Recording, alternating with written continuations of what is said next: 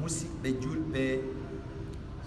alhatfu laayu tantino alhimamu laayu tantino mayde nden sonata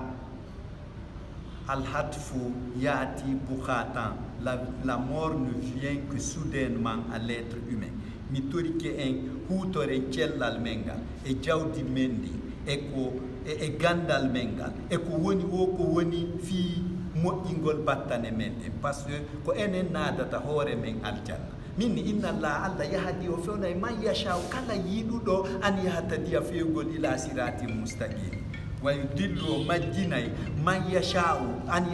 yadilla kala yiɗuɗo majjugol o majjina on tigi kadi donc an c'est que alayka nafsuka alayka halfinama salama ko an naadata hoorema aljanna ko an naadata hoorema yiite ɗum ɗon ko ɗum la tagul hatta yahdiyaniyal laamu wata wiide ko ha allah fewnanmi simi feewa de ɗum ko an fewnata hoorema si suuma ye hewti a hoorali a wiyay ɗum ɗon kadi ko allah majjimma ara ala nganto hay fusa a heɓino yaara hajjo a wi 65 millions no ɗuuɗi mi darnay suudu ɗum ɗon kadi ko allahu sali tu vois min ni ɓuyno fadjude gafiro inna allah yahdihi mo fewna man yachau kala yiɗuɗo an yahata diya fewgol way dillu mo majjina man yachau kala yiɗɗo an ya dilla majjugol c'est ça wattani yila donc ko an naɓata hoore ma ka faala sinan allah tagatano yitenggen e aljanna o fewnama an monsieur Boubacar o naadama aljanna min o majjinalan o naadala yiite hanno o tooñi wama rabbuka bizallami lil abid awale taguɗoma on toñata taguɗon en toñata donc mo ba minke aye sarala wolila mo be ko huwi kon ko ɗum ɗon o yoɓete man amila su an yujza bi mo huwi ko boni ko ɗum o yoɓete wa man amila salihan yujza bi man faman yamal miskala zarratin hayran yaraw kala huuɗo ko fotate atome ko moƴƴi allahu jattoytamo hette wa man amila miskala zarratin charran yarahu mo huwoyi kadi ko fotate atome o ɗum ɗon kadi o hette wattane yila wata o aduna ɗawno e ñande goo do en aroyay ha tawa hawa sukal hams taqifu tetere ma jowi ɗe ronka e marchude tes 5 organes de sens cesseront de commander puisque c'est ce qu'on les a recommandé. Nyande go hara marsata benna onati ka koma benna sukkiten appareil ji si ko nabanodo e labtar benna sukkiten ay sous le regard impuissant des docteurs, sous le massage impuissant des médecins hara corotonoɓe arraɓuna corotonoɓe ronki moccoɓe ronki docteur o ronki a yahay ila ban wati barasi haray ka wamutuma on la ni Dieu accorde un moratoire à toute chose allah khalaqa kulla shay'in bi miqdari o ko dosa ɗum o waɗi sa wi tungurdan an ɗan lanni komi yarata ndiyam o oxygène o e ko séjour en sur terre on lanni ko waɗa happannolan kon ko be tumiya ɗum noon yo tawara on tigi hino préparé min isa ana yawmul buhrani takunu saklan tuma kumugol ngol ari arawtigi no kuma ko yimɓe laakara ɓen tungo suti pati makko en e soro makko en nden ñande harayɗa maapi ila ban wati barase kori ko mayde ma nden hewti quand le délire arrive les yeux de la vie se dérivent satakunu fil khaybubati ya laha min humumatin a wonay ka koma hara anda ko feƴƴata mo ɓuccima anda mo ukki honduma mahmudum ka yitere ma andata ɗum ɗon noon no wondi e soñdia isi gatiyemu nalliki koye ɓa fokkiti mon frère hélas tu seras comateux sans doute ça te sera coûteux anta fi nihayati laffi fal ana taudu fil kaffi joni c'est que gurdam maɗa timmi hari ko lefol wonɗa tartude ngol ɗon noon lanni joni a hootay joni ka newre ka newre bi idiwa hande a hoote tu es au bout du rouleau tu seras emballé comme un fourreau al aswatu tusawwatu wal ahibba wal akrabuna yajtabi'un ndeysaan ko ɗon sowru sowtete yiɓɓe ɓen e jeydaɓe ɓen ɓe moɓodira les sanglots retentiront amis et alliés se dépêcheront fayima tatol hubsi ko on ɗum fewndi ko liiƴugol baafal ngal wa imatatul kubsi ita bon nan wa inatatul lapsi wa tarob mariage ika bogolan na minde jonnon bogolan ma veste ji ma di borno tono da din ko honto woni joni jaka hina choncino ko di do wonda hoti dude ka boss jo ay kala voyageur un voyage de non retour zihabum bila iabin a borno to kesi a borda ma kesi jaka les sanglots retentiront amis et alliés se dépêcheront.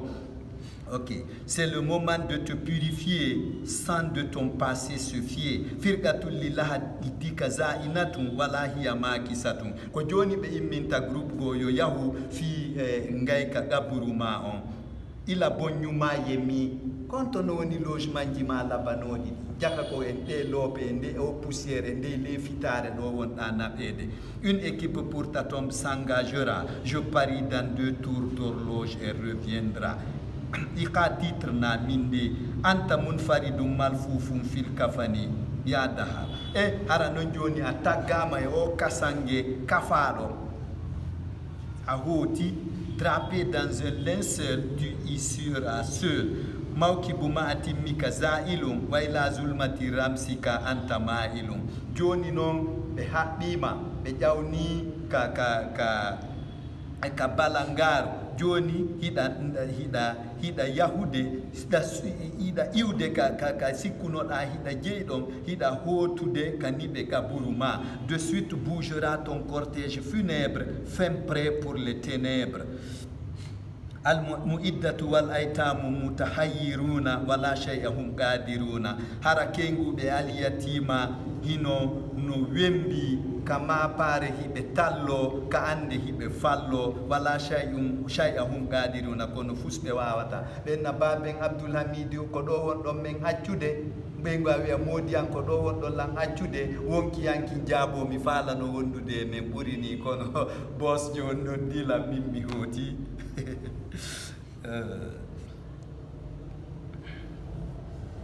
Veuve et orphelin paniqués puisque vraiment choqués antamin al bayti kharijum aymullahi lahu wa mutaakhirum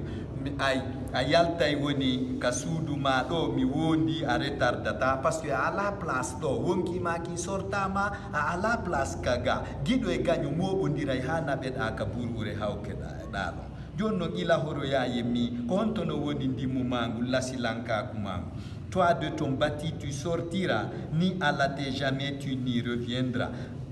Al-mu'iddatu lil fuwaitati mutaahibatum walil kitabi labisatum. Si gay mo surlo yama ardama hara kengu jonno prepara ni tigga hum dani hum kum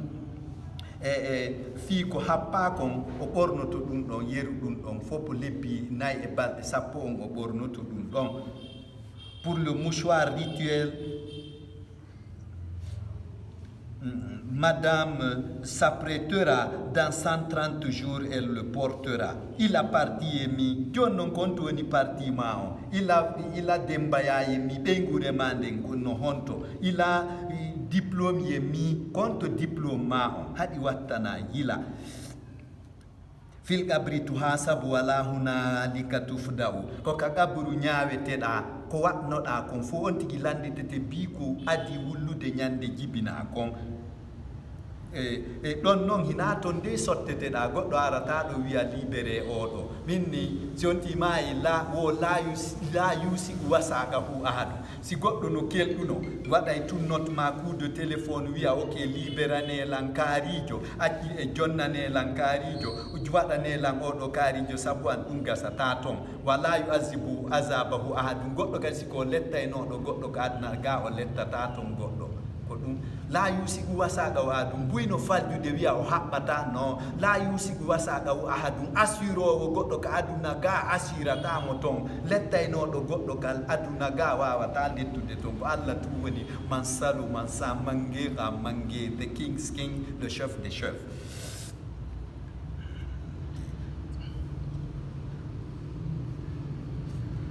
Là, dans ta tombe, tu es méticuleusement audité et c'est toi qui vas tout dicter. In kunta musina fa fil firdausi takunu mustaria. Har siko amodino wokude hakunde mai Allah. Andi be nawti gi wadini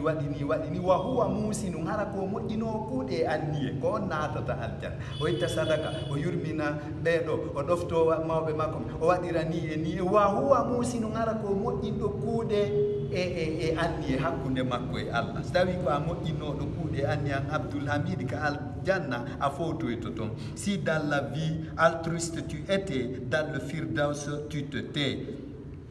Hal ista'adatta li zalika al-yawm li itinam bin nadami. Taw si non hida prépare an Abdul Hamid, taw si da prépare ni de nyalane.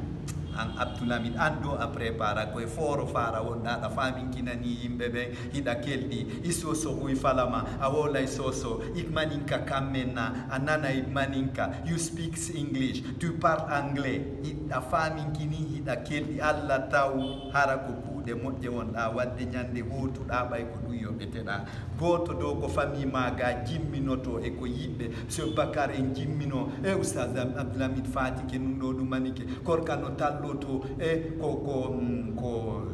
ko karamo ko am faati ko ɓe jannila yiɗila ɓiɓɓe am ɓe yewtodira Europe to Amérique ɓe ar ɗum fof ko zéro simi ɗuwano ko moƴƴi haray ko frappologie wonanilan ka kaburu an ɗum ɗon haala wo ala Allahu Allah yahdi ko fewnata man yasha'ul hidayata ko kala faalaɗo fewgol simi fewnali hoore an goto few ɓay tun hokkorilan la matière grise almada turrima diya ndi ngandila ndi mari hakkilkin ko ɗo woni miɗo andi ko moƴƴi e ko boni misali ke huude o frappay an ɗum ɗon feere wo ala. Okay. Est-ce que pour ce jour tu es préparé pour ne pas que tu sois du paradis barré? Qala sallallahu alayhi wa sallam nelaɗo maaki man ittaqallaha fa akhlasa ibadatahu kala e huluɗo haɓi dugole Allah o laɓɓinani Allah dewal makko ngal fallahu wa'adahu ljannata Allah fodimo aljanna wallahu la yuhliful mi'ad Allah le firdata fodari.